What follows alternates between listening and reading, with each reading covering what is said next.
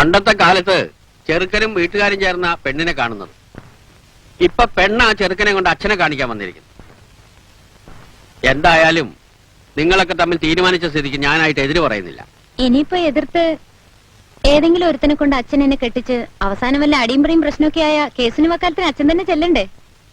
അത് ശരിയാ. രാമേന്ദ്രൻ ആവുമ്പോ രണ്ടടി കൊടുത്താലും അവൾ സഹിച്ചോളും. തന്നെത്താൻ സെലക്ട് ചെയ്ത ആളായതുകൊണ്ട് പരാതി ഉണ്ടാവില്ല. അപ്പൊ വല്ലപ്പോഴും ഒന്ന് രണ്ടെണ്ണം ധൈര്യമായിട്ട് കൊടുക്കാല്ലേ?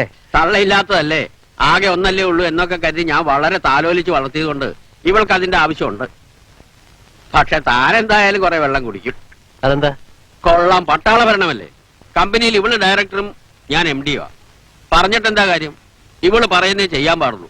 വീട്ടിലും തഥൈവ. ചുമ്മാതല്ലോ, മെഡിക്കൽ സയൻസിന് തന്നെ അത്ഭുതമുണ്ടാക്കുന്ന ഒരു റെയർ സ്പെസിമെൻ അല്ല അച്ഛൻ.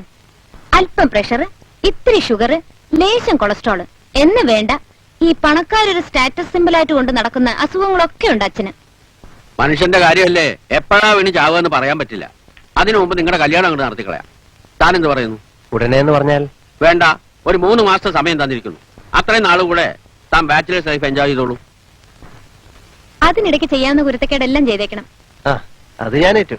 അപ്പോ ഈ കർക്കിടകം കഴിഞ്ഞാൽ കല്യാണം. അമ്മയുടെ അഡ്രസ്സിങ് തന്നാ മതി, ഞാൻ എഴുതിക്കോളാം. ശരി. എണീക്കാൻ ഇന്നത്തെ കുക്കിംഗ് മേൽനോട്ടം ഞാനാ. കൂടെ വന്നു കണ്ടുപഠിച്ചോ, ക്ലമണ്ടത്തിന്ന് രക്ഷപ്പെടാം. സ്മോൾ അടിക്കുന്നോ ഈ സമയത്ത്? പിന്നെ ഒന്നിങ്ങോട്ട് വന്നേ. പിന്നെ